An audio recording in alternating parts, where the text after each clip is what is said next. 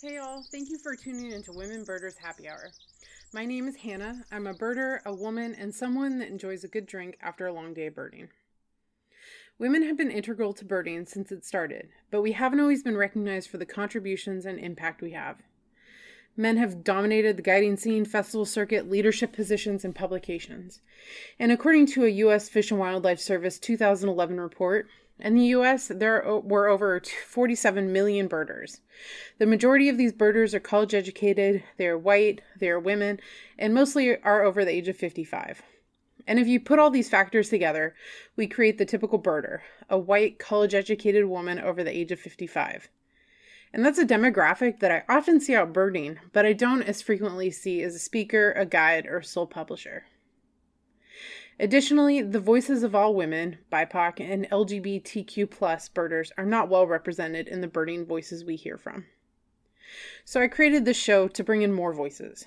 Not to say that some of the regular festival keynotes aren't great, but there is room for others. And on the show, I'm asking everyday women from all walks of life to join me to discuss their experiences, their resources, and advice that they have for others. And I want you to remember that just because you may not have experienced some of these things, like sexism or gatekeeping, doesn't mean that they aren't real issues that others face. And because some of these conversations are best had over a cocktail or a mocktail, I also create a unique cocktail for each guest in case you want to mix yourself a drink and join us for this chat. If I haven't said it enough, you can bird in whichever way makes you happy and brings you joy. This featured guest said something truly insightful about not doing it if it doesn't bring you joy. And be honest with yourself. Have you ever had moments of birding that just don't bring you joy? I have. I've had many moments in birding where it just isn't enjoyable and doesn't make me happy. And in those moments, I wanted to quit. I mean, what's the point? Why am I doing this? I'm never going to be the best at it. Why should I even bother? But after separating myself away from those online chat rooms or other birders that are the root of the lack of joy, I remember why I do it again. Because birds are amazing, they're everywhere, and they are what make it enjoyable. The featured guest for this episode was a little hesitant to join me for this show and was wondering why I would ask her out of the many women birders out there. And I believe that everyone has a story to share, and I want everyone to have the chance to share it. I'm so glad that Shalini did decide to be on my show because she has so many great thoughts about birding that should be shared. There's so many incredible birds around the world, and she has been fortunate to see so many, including the Indian Pitta. Now, when she mentions this bird, I had no idea what it was, but I initially thought of ant pittas that I'd seen in Ecuador, which are pretty plain-looking birds. But after looking it up, it's anything but plain.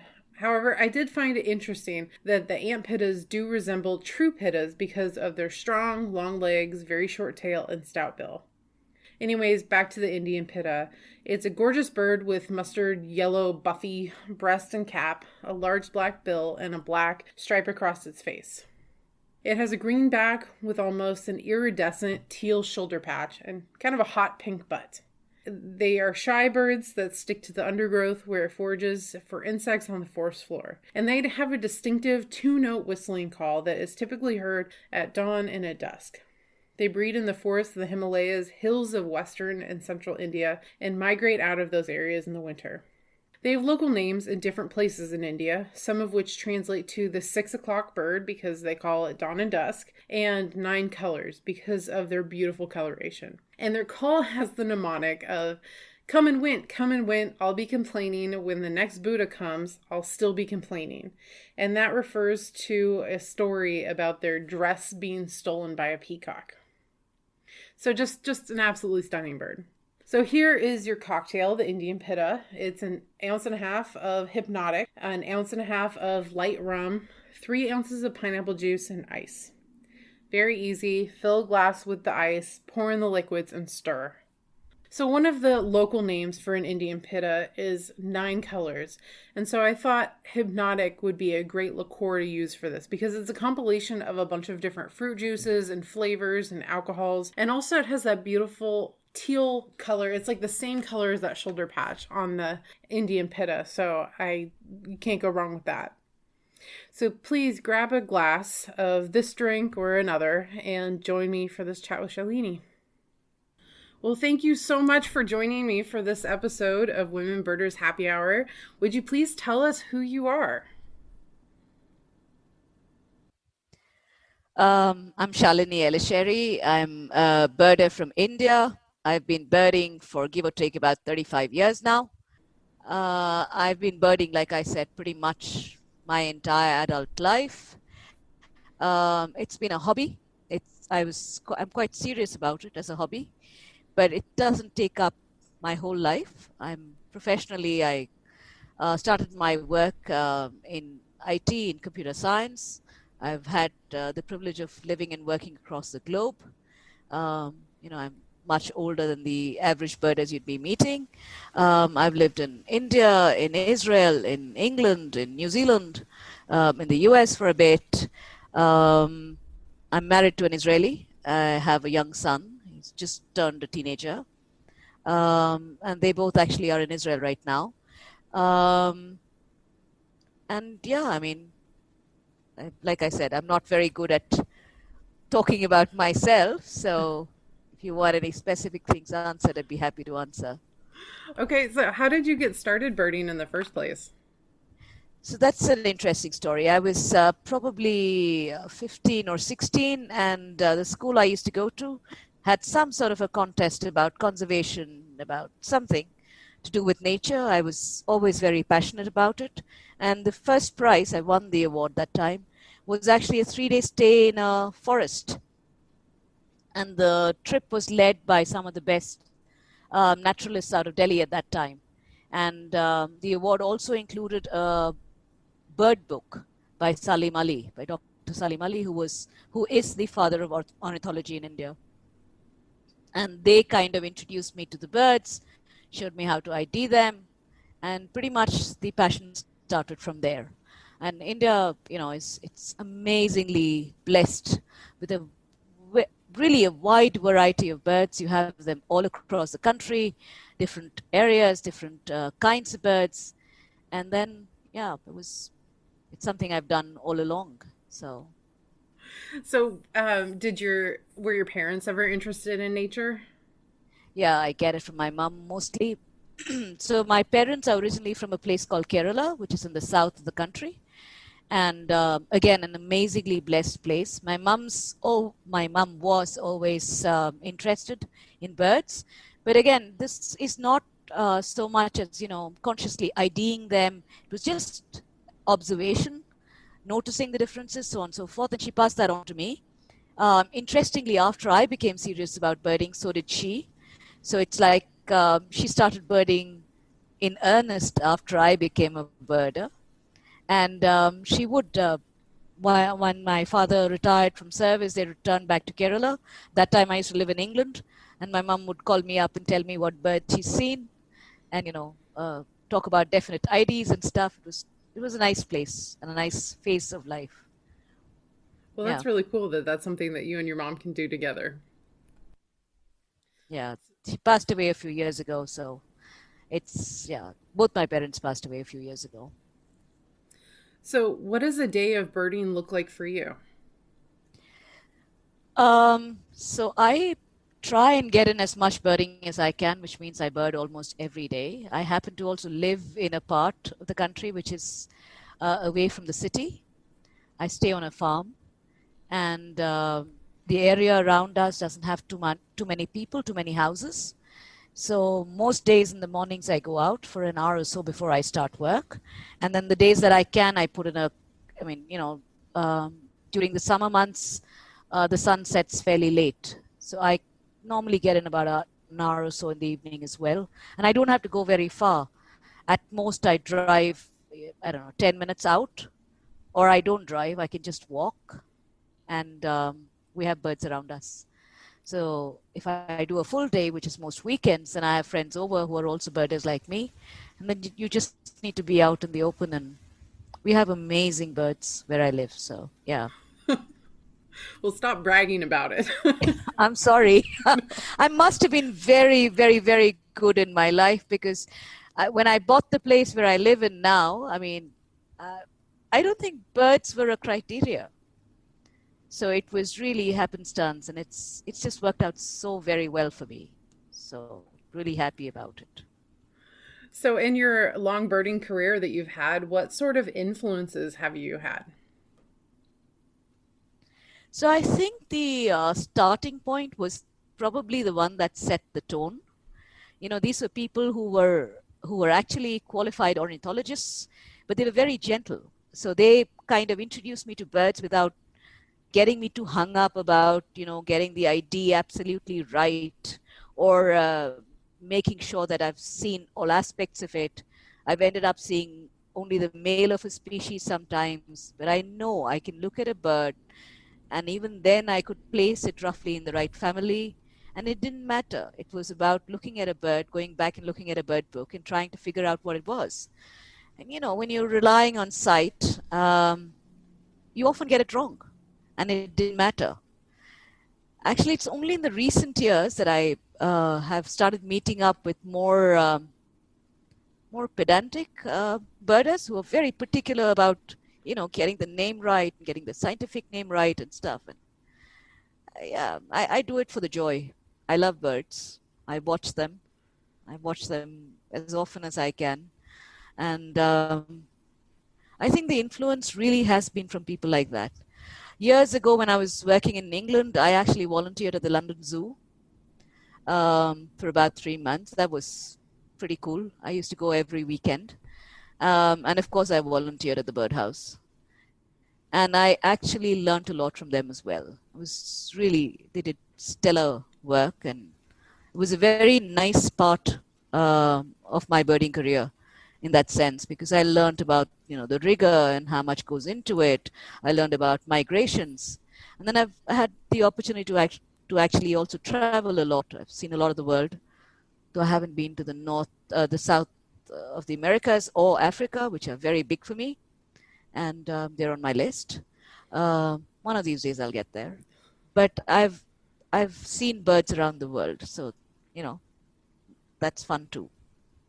So, since you've traveled so widely, have you noticed anything about birding culture as you've gone from place to place? So apart from my Indian friends with whom I bird, I also have people in Israel I bird with, and of course the guys in England that I associated with briefly, a little bit in New Zealand. You know, I've only met two kinds of birders really. My kind, which is the people who are not so specific about getting everything right, and then the real professionals. And I think both these groups are very nice. I think there's an entire breed in between. The guys who are not. I'm a casual birder. I've been doing it all my life, but I really like to call myself a casual birder, which means wherever I am, I will see birds and I will enjoy them. Or the really serious ones who made a career out of it, right? A scientific career or academic career out of it. And they're very nice too, because they're doing it because that's their passion. I think in the last 3 or 4 years, I've met another group, which I think comes in the middle of these two. And I think those are the collectors. They're the ones who have lists and who, like to get pictures or do counts or know how many species. And uh, I don't belong to that group. I mean, they're different. I'm not saying they're not the right kind, but they're not me and I'm not them. And I don't. So yeah, I started photography. I think bird photographers are also, a lot of them at least come in this list. I mean, they have counts and they're very particular of what they've got. Um, so yeah, I'm a reluctant photographer even now. I do take photographs, but not so that I can, have a collection of photographs, but because it's an extension of what I did, and that's it. So, when you first started birding, were you able to find the resources that you needed to, figure out where to go or bird identification? Yeah, that's what I'm saying. I had friends like me who had come into birding accidentally and did it because they liked birds. So it was quite easy all along. I mean, I was a high school student, I was in college, um, I was working, and I used to find people with whom I could go on bird trips. And yeah, it used to be a very warm, very informal, you know, there was no sense of competition. We were not tracking up lists. I didn't know a lot of the terms that exist.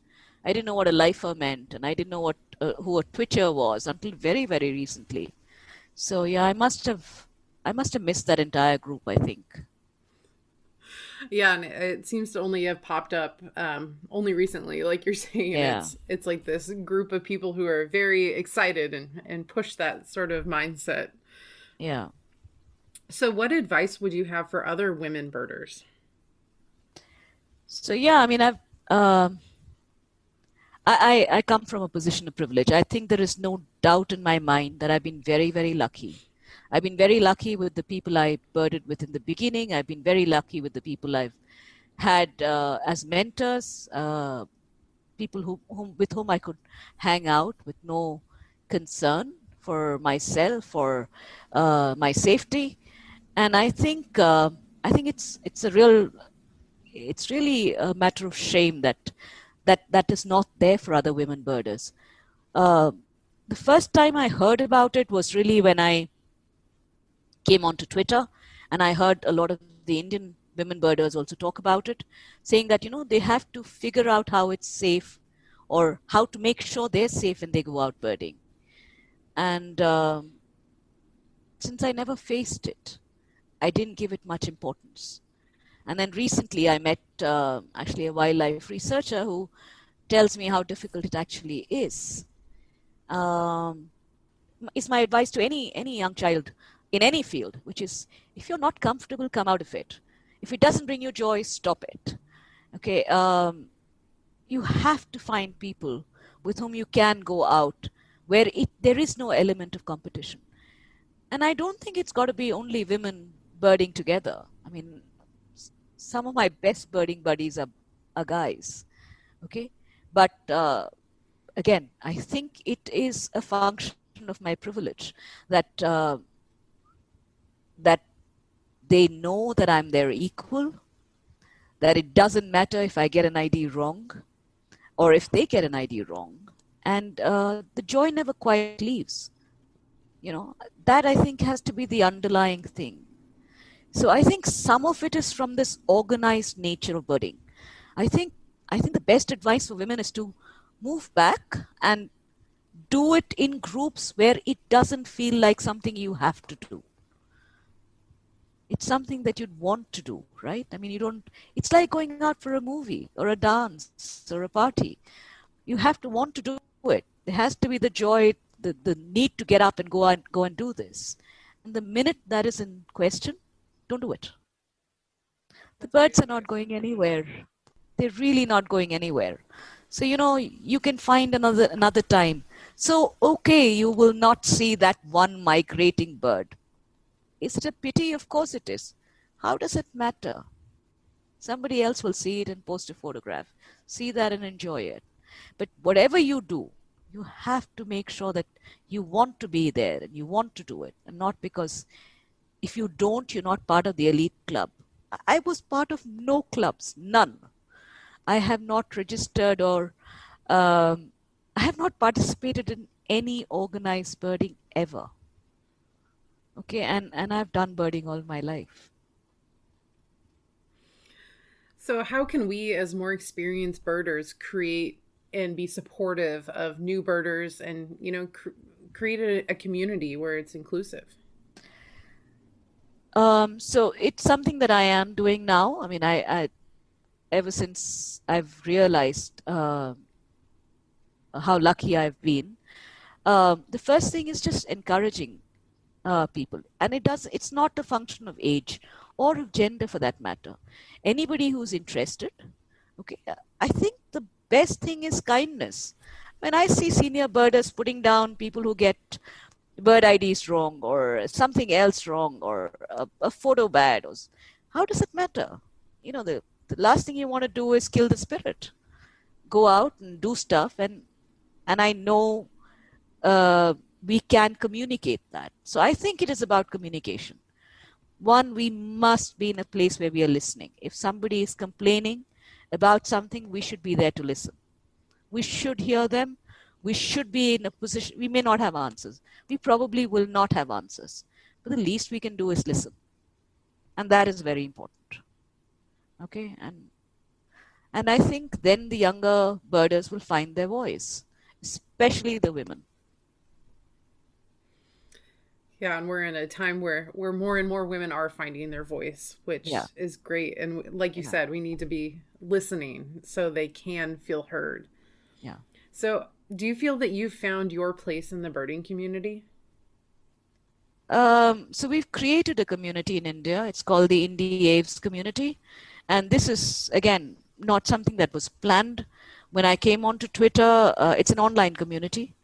When I came onto Twitter, got together with a bunch of other birders, and it somehow happened. There are just two women in the group. The rest are all men. But all have been birding for a very long time. Um I have only met one other person from the group thus far because we stay all across the country. Um, I think I have found my place, but I think the point to note is it doesn't really matter to me. Yeah, because I think my place is with the birds. The people are kind of, incidental. It's nice to have them around, but yeah, I could do without them. So, what has been your most memorable bird or birding experience? Um, 35 years is a long time. Um, okay, so the the one that's very close to me, close to my heart, is this bird that I saw recently again. Actually, got a pic of it, called the Indian Pitta. And this is the bird that my mum had called me up from Kerala to England to tell me that she'd seen it, and I didn't quite believe her because it's a wintering bird and it's an amazingly beautiful bird. But for me to get a picture of that and to get a really good picture of that was special. Um, but yeah, again, bird encounters. I saw a bird yesterday which I hadn't seen for 2 years. That brings me the same amount of joy. So I don't really have a favorite bird or a favorite experience. I'd really have to think very, very long and hard. And then I'd have to think about the year and where I was in my life. And, it's complicated. I like birds. Yeah, and I've had fun. I don't have a single bad experience. How's that? That's good. Yeah. Yeah, I think that's great. Well, thank you so much for sharing your experiences with me. And is there any last thing that you'd like to say about, birding that you thought about these last 35 years? Um, so for me, it's a way to really connect back with nature. Yeah. I think hanging out with birds is the best thing you can do. If you really want to just de-stress, go and watch a bird. So I've done it. And it doesn't matter where you are because birds are there everywhere. Okay, I mean it could be a sparrow in the street, or I love watching crows or raptors, or they don't have to be exotic. They could be your everyday, ordinary garden birds, wherever you are. And and I think it's worthwhile watching them. So yeah, my advice is if you're not already doing it, do it. Well, thank you so much. I really appreciate you taking the time. I know it's very late for you, but Yeah. it's been so much fun to watch your Twitter feed. And if you're okay with it, I'm going to post your Twitter feed in the show notes so other folks can follow you as well, because you've had some incredible pictures on there. Thank you. Thank you. But I still think of myself as a birder and not a bird photographer. So that's again on the side. Yeah. Okay. Well, thank you so much. Thank you. Thank you for doing what you're doing. And thank you, Shalini, for joining me for this episode. I really enjoyed talking with you, and I've so enjoyed following you on Twitter and seeing all the interesting things that are happening in the Indian bird community. Of course, I'd love to get over there and participate in it at some point in time, but it's fun to watch. And it was just such a joy to hear you talk about the experiences you've had and your thoughts about birding and the bird community. And thank you all for listening to my podcast. I hope you enjoyed it and maybe learned something. Please rate, review, and subscribe on Apple Podcasts, Stitcher, Google Music, and anywhere else you listen to me.